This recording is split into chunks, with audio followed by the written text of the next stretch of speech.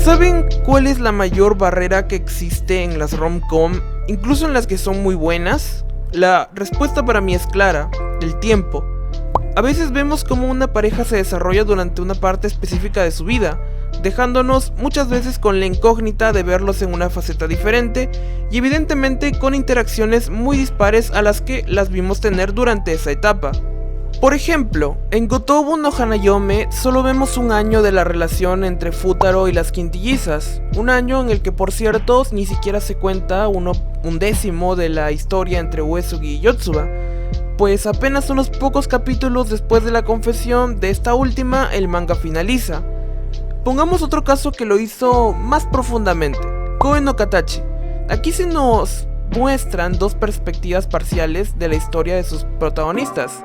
Una mientras fueron niños, contando cómo mediante un hecho se desencadenó la discriminación y un trauma en ambos, y otra cuando ya fueron adolescentes y se produjo su reencuentro con resultados opuestos a los que habían sucedido en su infancia. Aunque Koe no Katachi hizo su mejor esfuerzo, solo en manga, nos mostraron únicamente en su infancia que llevaron una mala relación sin darle tanto nivel de complejidad o giros para desarrollar muy bien su historia de adolescentes, en parte también por el límite de tiempo.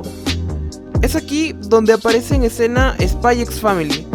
Ya hay algunas otras historias que nos han tratado de mostrar momentos en la vida de un ship muy diferentes, como en el manga de Takagi que acaba de finalizar, y tenía su contraparte en el futuro donde Nishikata y Takagi ya estaban casados y con una hija. Sin embargo, aquí no había mucho de historia por contar, aunque sí mucho por mostrar. Era ya una pareja que se gustaba mutuamente desde el principio y se limitó a mostrar eventos que los acercaron poco a poco y envalentonaron a Nishikata para ser más proactivo al tratar de ganarle a Takagi. Básicamente algo no muy ambicioso, pero que salió excelente.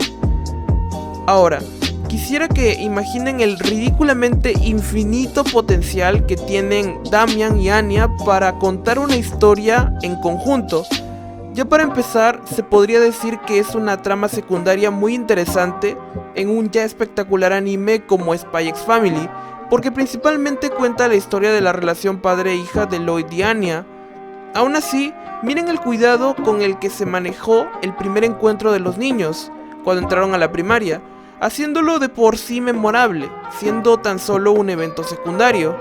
En otros animes, la relación entre la pareja principal, antes de volverse cercanos, pasa completamente desapercibida o ignorada, como es el caso de Sonobusuke Doll o el de Tomosaki-kun, para darle todo el impacto a ese primer contacto que ambos tengan cuando empiezan a relacionarse.